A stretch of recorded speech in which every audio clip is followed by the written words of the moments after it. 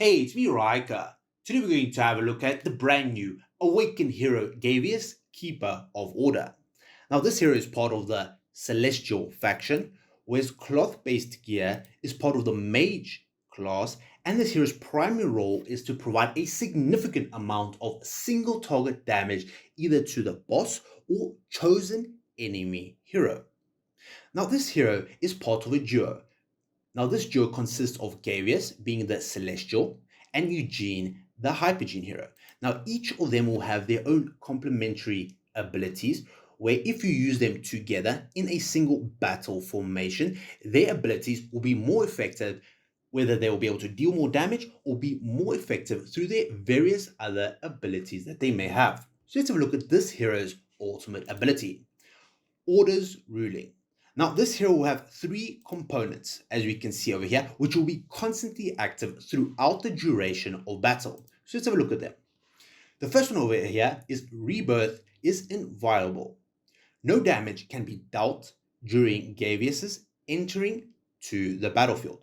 So what this means is, as he floats down from the heavens and slowly descends to the battlefield, he'll have a little bubble where he will be invulnerable to damage for a short duration of time. Level 2. Life cannot be usurped. Enemy heroes cannot harm Gavus unprovoked. So what this means is, if Gavus has not dealt damage to the enemy hero, so let's say there are 5, if he has not dealt damage to any one of them, then they will not be able to deal damage to Gavus himself. Level 3. Death is order in chaos. The deaths of enemy heroes must follow a certain order. So what this means is Gavus will mark each enemy hero with a symbol of 1 to 5. Now, the order being smallest to biggest, where each enemy hero must follow that particular order. And if any of these 3 laws mentioned above are broken, then he will gain 50 points of energy each time one of them are broken, and this effect can trigger 1 time per second. Then you have the active component. So this is when he has a full energy bar and he uses this ultimate ability.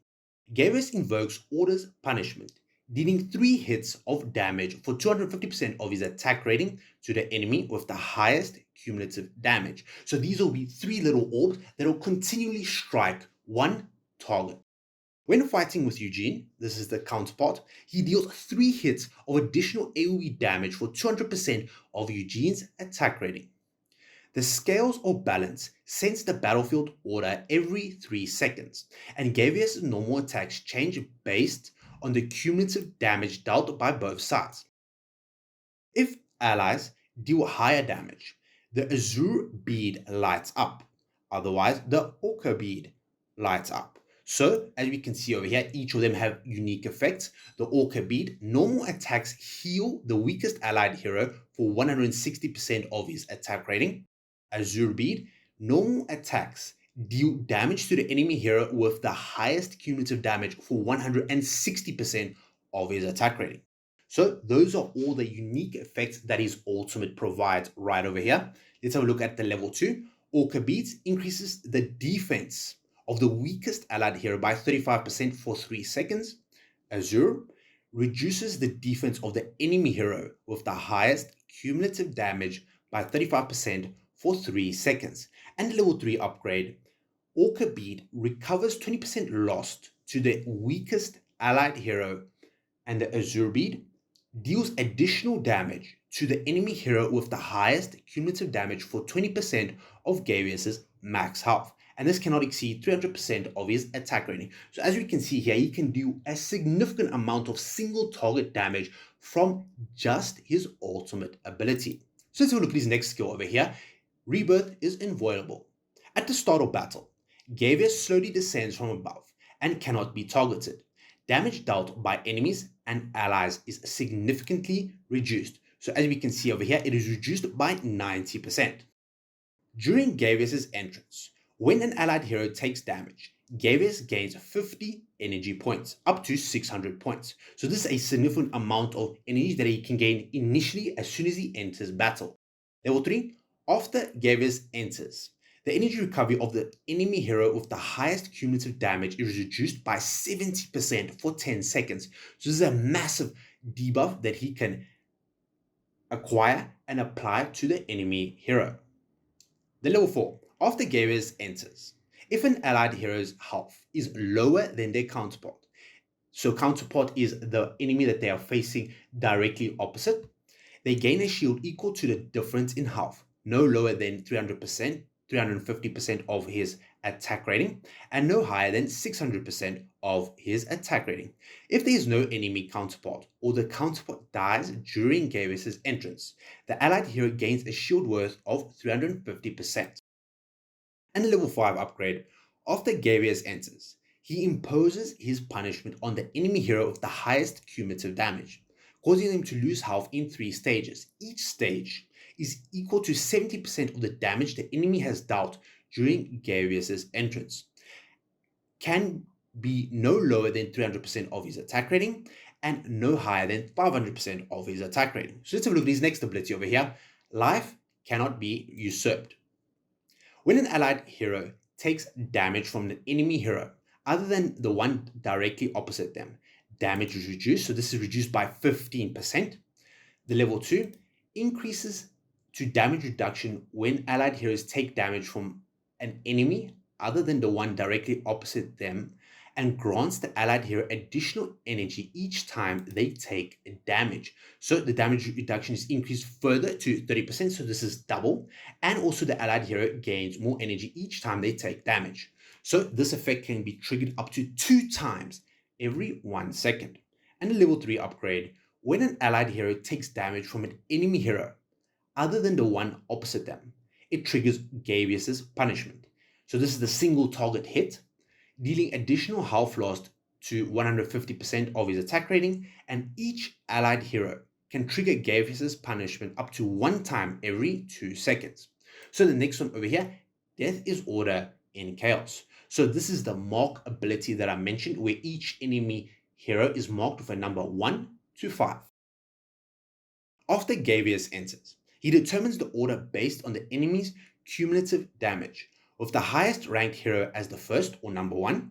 The first enemy hero then shares a portion of damage taken by all allied heroes. So as we can see over here, this is a reflect or a thorns-like effect that Gavus applies to his allies, and each time they are hit, they'll reflect this damage back onto the enemy. Level 2. Damage shared by the first enemy is increased to 30%, so this is double, and the received healing is reduced by 30 points. The level 3. Damage taken by the first enemy hero is further increased by 50%. So what you can do is funnel all taken damage by your allies back onto one enemy target. So as we can see, this is excellent, especially when fighting bosses. So let's have a look at his special ability. Order's Truth. When Gavus' rules are first violated, Gavus gains a certain amount of magical pierce, so 15 points. When the first enemy dies, all allied heroes immediately recover 40% of their max health, and additionally, Gavus recovers 500 energy points. So this is a massive amount of healing and energy that can be provided from Gavus himself. So those are all his abilities, both signature item and furniture. So let's have a look at how he does in battle. So let's start over here with the wooden training dummy. So as we can see over here, he starts the battle and he descends with an invulnerability shield. Now he marks the enemy heroes, as we can see, 1, 2, and 3.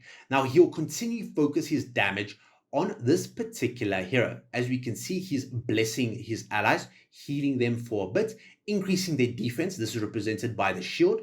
And this is the single target strike that I mentioned when he uses his ultimate ability. So as we can see, he's buffing his allies. There we go, 1. Then he's going to mark his other allies. So this happens every single 3 seconds.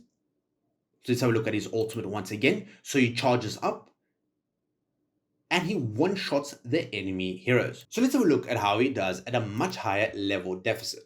Now, one key aspect of this particular hero is I would recommend that you have a team that can group up or knock back enemies.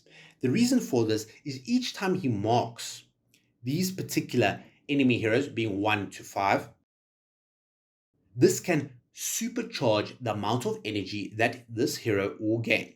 Now, the reason for this is his laws will be violated, and when each law is violated, this will allow him to gain energy quicker, allowing him to use his ultimate faster and start one-shotting a single target enemy hero at a time. Now, this is particularly effective, especially if you have allies, as in this case over here, we have Odin, who can group up the enemies on one particular area, and this will allow Gavus to supercharge his attacks and deal more damage to the enemy heroes. So let's have a look at how he does in this particular battle. So as we can see over here, he slowly descends from battle. He reduces allies' damage taken at the beginning, and as we can see, the enemies have been marked. Now, every so couple of seconds, he'll provide a couple of shields for his allies, as we can see over here, if there is a health difference between them and the enemy hero. Now, as we can see, the enemies are slowly being grouped up on top of Alna over here. This will allow the laws to be violated and Gavus to gain a significant amount of energy from these laws being broken. As we can see, there's his ultimate. There's this 3 strike that he hits multiple enemy heroes. And as we can see, he's continually dealing damage to the enemy heroes. There we go. He's striked another enemy. There we go. And we can see the markings on the enemies as well. So we can see that even though the enemy did not die in that particular order, he was able to still gain a massive amount of energy just from his laws being violated. So what is the minimum investment that I would recommend into this hero? Now, similar to other awakened heroes, I would recommend getting his 30 SI, 9 furniture, and 60 engravings. Now, this hero will pair extremely well, especially with Eugene. And in addition, this hero needs to be placed in a position where the enemies can be grouped up or knocked back to a particular area so that he can become even more effective when dealing that single target damage to the enemy heroes.